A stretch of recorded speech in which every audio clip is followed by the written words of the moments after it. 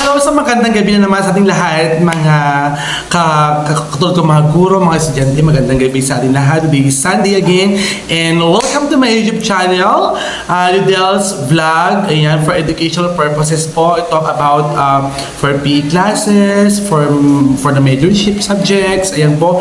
This is for educational purposes lang po, okay? So, we discussed about the history of the badminton. Of course, ano, yung developmental of the badminton, no? So our topic for today is all about the history of the badminton, okay? So, before that, we go to deeper into our history of the badminton. So, alamin muna natin kung ano nga ba ibig sabihin ng badminton para sa inyo, okay? So, I will open my PowerPoint presentation to you. Ayan. So, what is badminton, no?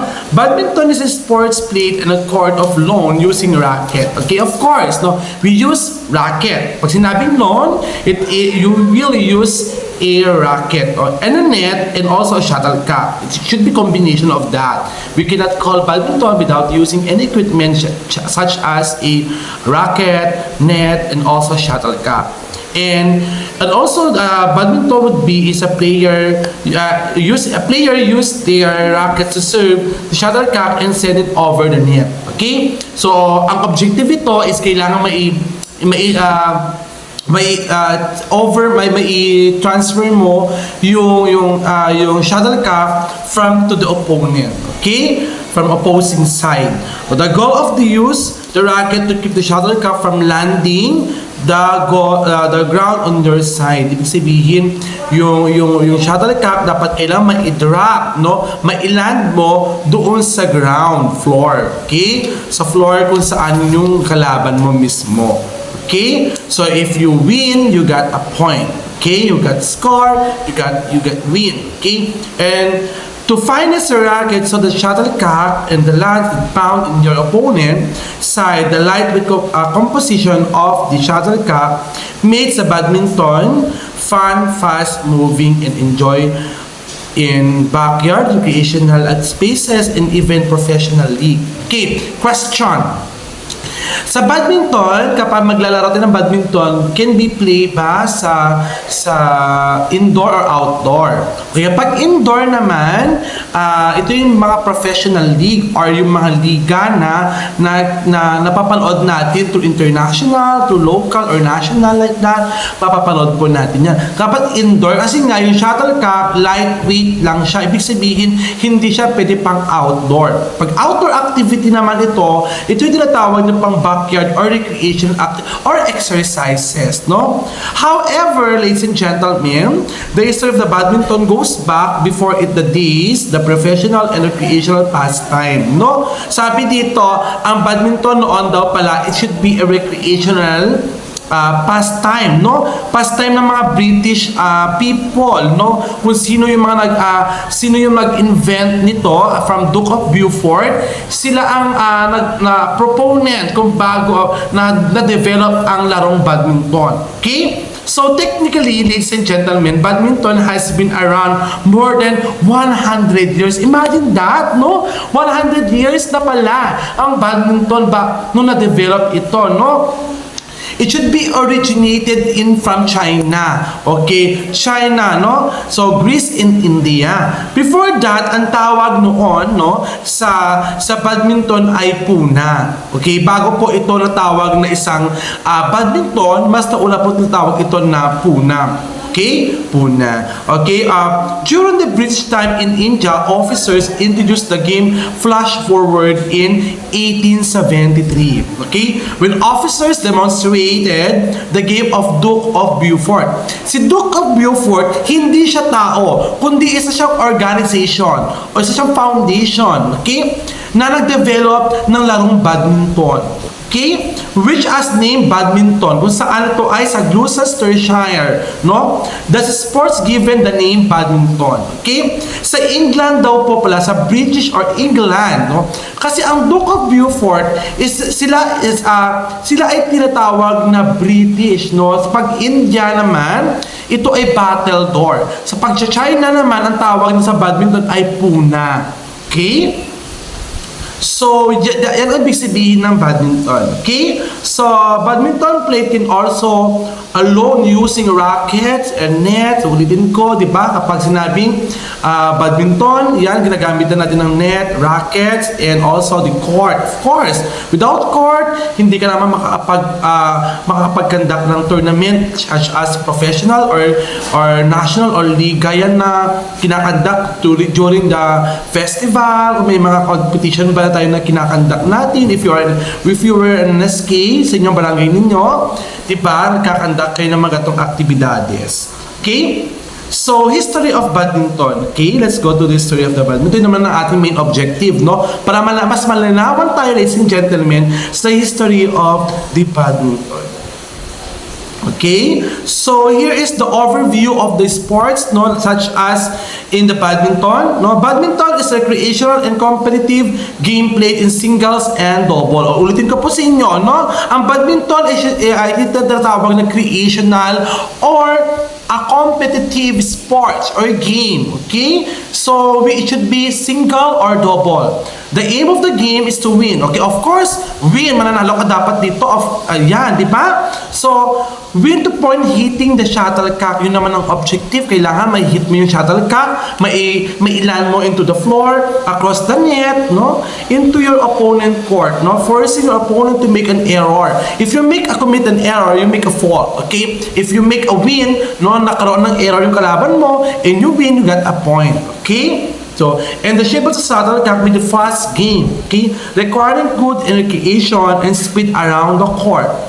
In all competitive game of badminton, net splits the court of half each individual, no, pair and defend the selected area of the court. Okay, since that, no, ang court kasi ng badminton ay na-divide into two. Okay, na-divide into from the center line to the baseline to the center service line and to the third court, mid-court ang tinatawag nila. It should be divided into two. Okay, so ladies and gentlemen, once a serve across the net without hitting the net, the opposition must select, no, the most appropriate shot to return the shuttlecock. Okay, so the history of the badminton, no, the developmental of the badminton should be, it begins, the badminton can be traced by the mid of 18th centuries, no, where it was created. The British military officers, no, doon sa station nila mismo, kung saan ang mga British India originally called is battledore. Okay, from the British India, na tinatawag nila, ang Duke of Beaufort, isang organization, ay na-originate ang larong badminton during the mid-18th century, no? Ito po ay tawag rather than ball, okay? Rather than a ball, it has remained constant over the year. Like most of the racket sports, badminton in England was played by the upper classes. Ibig sabihin na kapag ikaw ay isang royal family, you will be able to allow to play a badminton. Okay? So, as many as time possible without hitting the ground, the sports of badminton is underway in India to introduce at the net and the court in 18th centuries. No? The game was brought by the England by retired officers and played the Duke of Beaufort, no? Home of badminton, the House of Gloucestershire, from the point and onward of the game, and also the point towards become and also the badminton. Okay, and then that was initially referred as it should be the battledore. Okay, and the shuttlecock was rather simple outdoor game. Both were just required to keep the shuttlecock. Okay? So, in additionally, ladies and gentlemen, ayan, interestingly, the House of Court of Badminton, the England Rally, loved the game. You can guess in house sport name, badminton. Okay? Masaya po maglaro ng badminton. Okay, kahit nga ako gusto ko nga maglaro ng badminton para pumayat ako, sumexy ako, di ba? Imagine that, para tayo ay maging physically active, no? Hindi lang nag-i-stay sa loob ng bahay natin, na tayo ay nakaupo, na we are sedentary activity. Kailangan natin naman na i-develop yung sarili natin through physical activities, okay? So, we have quick fast development. The sports of the badminton officially rules, no, were developed, no, after the game was introduced the people in England. The first open badminton was held in the Guildford in England in 1898, okay? So, in 1898, nagkaroon ng first badminton tournament, okay? In 1992, in the same days and the same place, no? In 1997, the first official badminton was called, no, World Championship. Badminton became an Olympic game in 1992. Imagine that, from 1977 down to 1992, okay? So the Badminton World Federation introduced the badminton that in 2007, the Super Series Badminton World Championship. Okay, imagine mo yung transition, no, from timeline ng badminton, okay? So before we end up, I will give you an activity, all of you. Ayan, so first activity would be is a multiple choice. I will give you some example. Okay, what is the primary objective of playing badminton? Okay, number 1, to hit the shuttlecock with opponent rackets. Letter B, to keep the shuttlecock from landing on your sides and to make it land into the opponent court. And letter C, to catch the shuttlecock with your hand. And letter D, to use a tennis ball to score a point. So what is your answer, ladies and gentlemen, my dear student? Okay, so what is the primary objective of playing badminton of this question number 1? Okay, ano nga ba?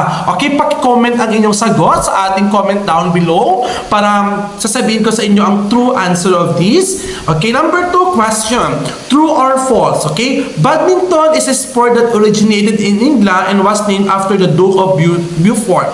Okay, it's true or false? Okay, paki-comment din ninyo yung sagot ninyo sa number 2. Okay, fill in the blank in the badminton. The lightweight object that hit the back of the fort over the net is called a what? Blank. Okay, so lahat na sagot ninyo, i-comment down below nyo po dito sa ating comment below para ibibigay ko po sa inyo ang correct answer. Malay po natin, no? Lalabas ito sa ating examination during our midterm. Okay, so thank you so much. Thank you very much for your cooperation for tonight, and I hope you listen carefully, and I hope you learn something about me, and I hope you learn something about my discussion for today's video. Okay, thanks so much, and once again, let's have a sleep and let's have a dinner. Kung matapos na kayo kumain, pwede na kayo mag-rest, and tomorrow we have a class. Okay, bye-bye! See you on next Saturday and Sunday. Okay?